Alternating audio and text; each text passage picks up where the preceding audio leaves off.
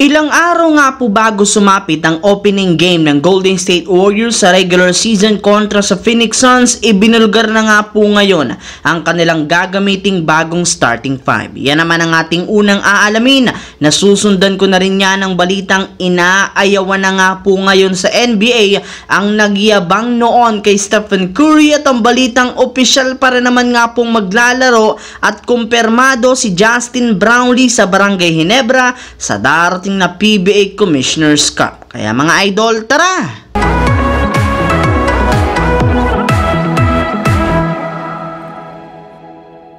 Ang videong ito mga idol ay hatid sa inyo ng Aurora Game, isang play-to-earn mobile app na kung saan pwede kang kumita habang nag-e-enjoy ka. Maraming mga games dito mga idol, gaya ng Color Game na alam kong siguradong mananalo kayo, Dragon versus Tiger na simple lang, pipili ka lang kung Dragon ba o Tiger ang mananalo. Meron ding Toss a Coin na alam kong alam nyo na, at marami pang iba. Sobrang dali lang mag-register, gamit lang ang iyong mobile number, hintayin ang verification code at gumawa ng password. Madali lang din mag-cash in, at pag panalo, cash out agad gamit ang iyong GCash account. Kaya ano pang hinihintay nyo mga idol? Mag-download na at manalo. Nasa comment section ang link para makapagsimula na kayo. Dalawang araw nga po mga idol ang natitira bago ang inaabang ang unang game ng Golden State Warriors sa season na ito laban sa super team ng Phoenix Suns. Marami na nga po sa kanilang mga fans ang gusto ng malaman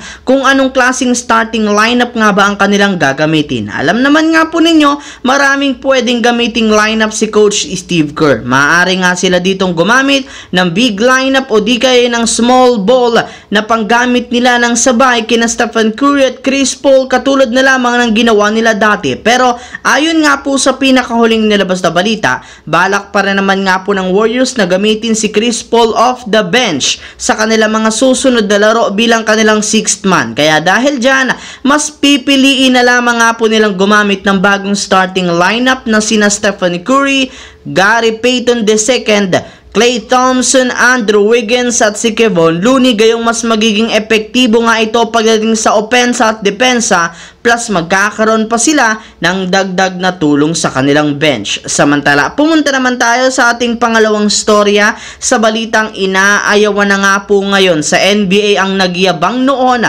kay Stephen Curry. Ayon nga po mga idol sa inilabas sa balita ngayong araw, matapos lamang nga pong i-wave ng Oklahoma City Thunder ang nakuha nila sa trade na sa Houston Rockets na si Kevin Porter Jr., naging isa na nga itong ganap na free agent kung saan naghahanap na nga siya ngayon ng bagong kupunan. Ngunit sa kasamaang palad, inaayawan na at wala rin naman nga po sa kanyang kumukuha ngayong NBA team, bunsod ng kinakaharap nitong kaso dahil sa pananakit.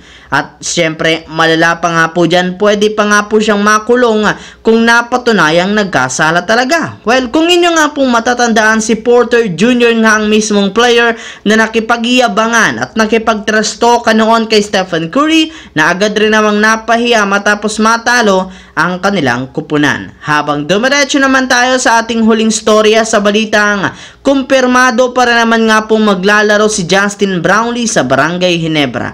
Bagamat man nga po mga idol na ibalita na ni Sir Kinito Henson na nahanap na nga po ng Barangay Ginebra ang bagong import ngayon na pamalit kay Brownlee, gagamitin lamang nga daw nila ito ng kanilang team bilang interim import. Ibig sabihin, pansamantalang pamalit lamang kay Brownlee sa darating na Commissioner's Cup. Naniniwala pa rin naman ang mismong coaching staff ng Barangay Ginebra na makakabalik pa rin si Brownlee kahit anumang oras sa kanilang mga laban sa Commissioner's Cup, since kinukonsidera nga po na opisyal ng bigyan lamang si Justin Brownlee na maikling suspensyon upang makahabol ito sa Barangay Ginebra. Desidido pa rin naman nga po ang kanilang kupunan na pahabulin si Brownlee sa kanilang lineup, gayong wala rin naman nga itong ginawang masama at para lamang nga sa medikasyon ang kanyang ginawa.